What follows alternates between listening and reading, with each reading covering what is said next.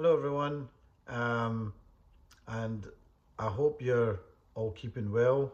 Another book review from me, um, and this one is called The Power of Fun by Catherine Price. Why fun is the key to a healthy and happy life, a happy and healthy life, even. So, this is written by a lady called Catherine Price, The Power of Fun. And you think, why would you need to even know about that, or why is that, like, fun is supposed to be something effortless? So her idea is, first of all, that true fun is actually not what we normally think of as fun, which is just relaxing in front of the telly, slobbing out, scrolling through your phone. It's more to do with this state of flow, this idea where you're genuinely being yourself, and it's kind of a mixture of playfulness, connection, and, well, flow. And that is a state that is not actually all that happens all that often. Doesn't happen all that easily. Most of us as adults have forgotten half the time. And even if you actually sit down and say, well, what are moments when I've genuinely have had fun? A lot of people don't actually know, and it's actually hard to actually think of those moments where you're definitely in connection, you're playful, connected, and in this state of flow.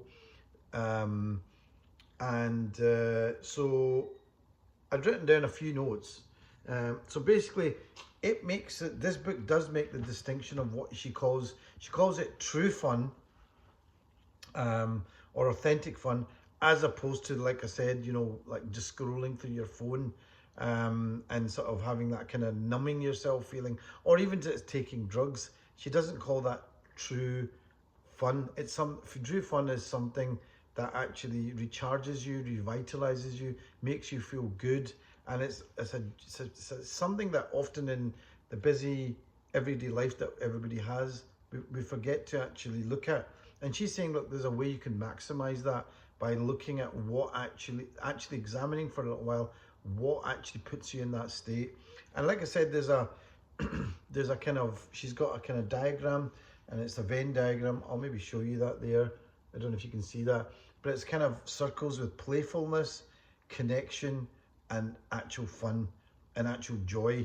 And she even has this diagram where playfulness, there's a line where you start to laugh, that connects you, that is the breakthrough into actual joy, which is kind of interesting. So this lady has turned it into a real science, which might take away from the idea of fun for a lot of people, because it should be something random. But she's saying that, look, it's not easy to have that, and those kind of random moments are few and far between. So she said you've got to set out time for it. And part of that is actually basic things have to be in place first. So it's like Maslow's hierarchy of needs. You have to have your food, you have to have things done before you can look at these higher ideas. So that idea of Maslow's hierarchy of needs, where you get your basic needs fulfilled, that has to happen. You can't have this true fun without having those in place. Or at least you can't in the same as easily. It also suggested that social media and our phones are literally designed to hook you and addict you and actually take you away from what's called true fun. And that was a thing I hadn't really thought about. And she spends a lot of time talking about our phones and how they're literally based on some of the most addictive things out there, which are slot machines. And slot machines have to have novelty, reward, and have a sense of unpredictability. And that's kind of like what you get out of your phones. So a big part of this is actually realizing that you're addicted to your phones and actually getting away from that into other things that actually genuinely getting you into connection with people, playfulness, and fun. Now that could involve actually having a conversation with somebody on your phone and actually talking to somebody on your phone and actually using it as a phone. And that's okay. But it's when you're not doing that can take away from it. And she does talk a lot about the idea that the whole science science is the phones have looked into the whole science of slot machines. Probably one of the most addictive things out there, and it's because they basically tap into this dopamine surge. So you get this surge of dopamine, and that's what you're addicted to. The basis of all addictions is that dopamine hit. That's what you're kind of looking for. And, you know, again, it's the same thing with the Pavlov dogs. They basically got conditioned to, you know, respond when the bell went, and they would start salivating already. Well, when you get that ping on your phone, you're already like in that state of, like, okay, I need to answer this. And I think probably we all realize that we use our phones way too much and not for just speaking.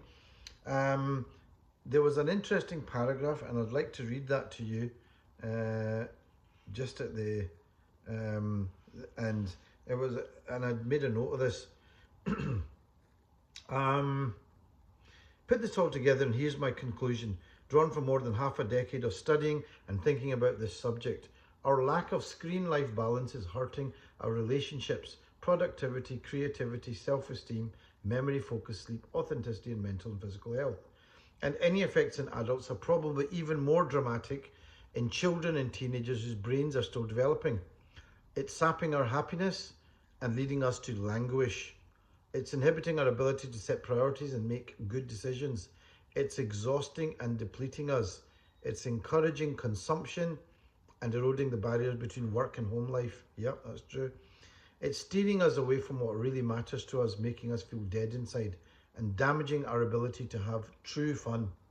And true fun, again, this true fun, which is about connection, playfulness, joy, where we kind of lose ourselves, which is really important. And that last part is much more important than you might think, because not only does true fun feel better than non-stop work and screen time, it can actually prevent and even reverse many of the negative effects. True fun isn't a distraction from our problems, it's actually a solution.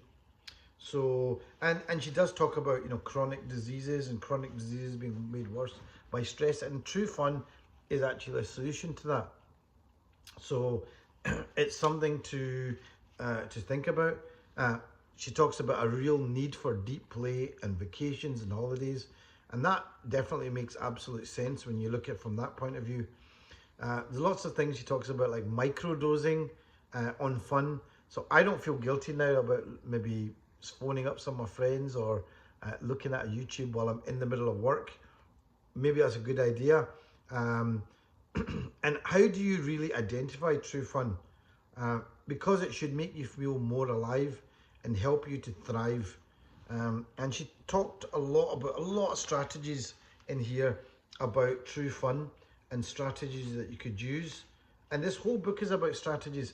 It's about finding things like your fun magnets, and that could be people, activities, and settings that actually make it more conducive for you to have real fun. So that might be that friend that you, whatever you think of him, but he makes you laugh, and that's, you know, something, you know, maybe that setting, maybe that daft thing that you do, rollerblading, which he says, look, all these things are actually really, really important nowadays. What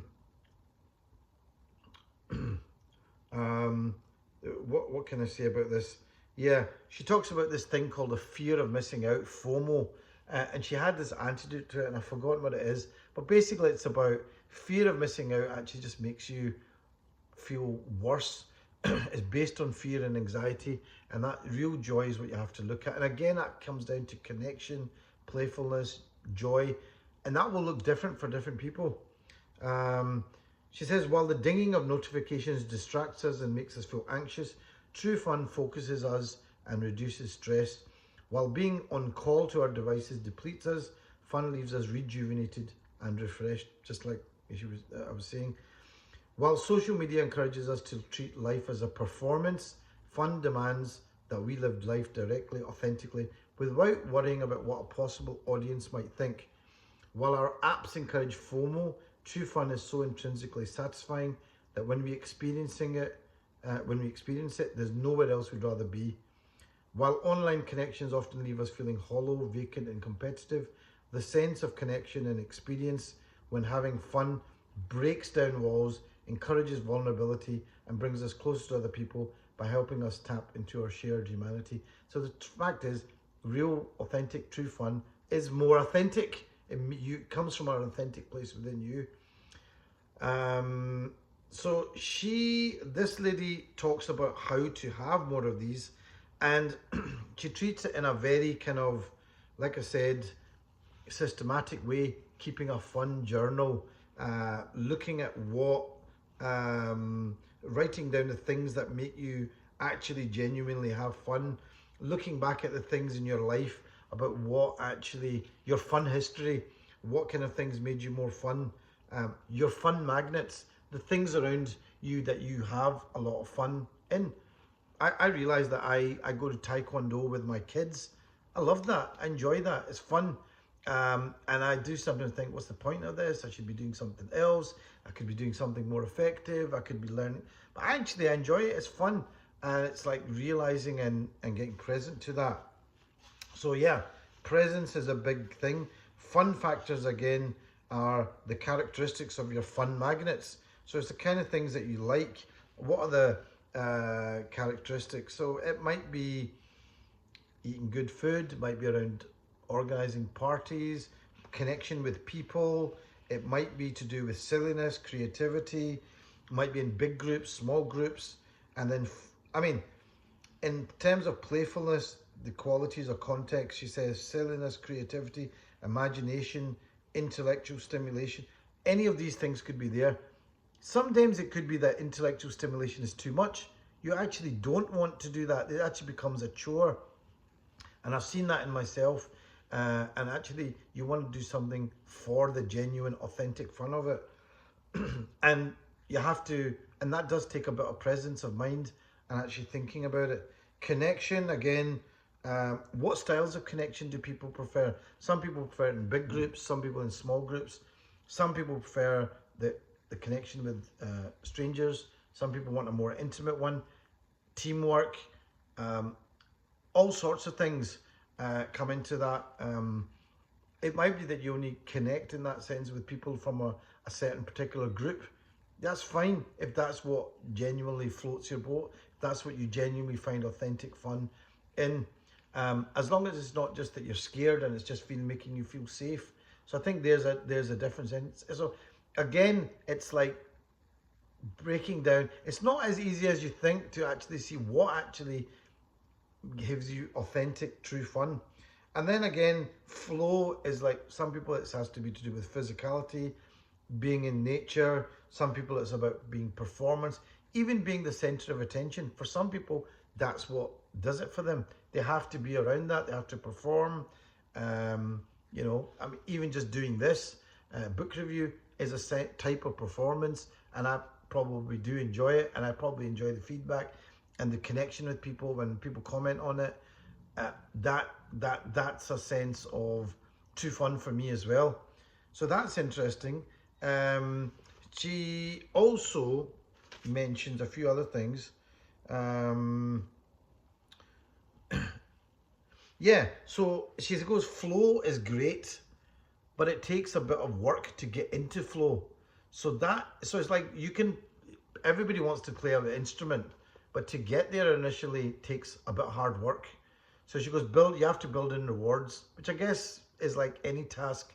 You got to build, if you're clever, you build in rewards, you celebrate your successes, and eventually you'll get into a stage where you're into a bit of flow. So it's about, you're learning those words. You have to learn the alphabet, and then at some point you will get to use it in sentences and things like that. She talks about, I mean, some of this stuff, you know, she talks about play signals, like what kind of things signal that. Interesting one was smiling. Even smiling, a smile can be an invitation, a signal to play, and, you know, things, laughing yourself, practicing presence. That's been shown to boost mood. You know, paying attention to people really does pay off. If you pay attention to people, that will pay off in your life.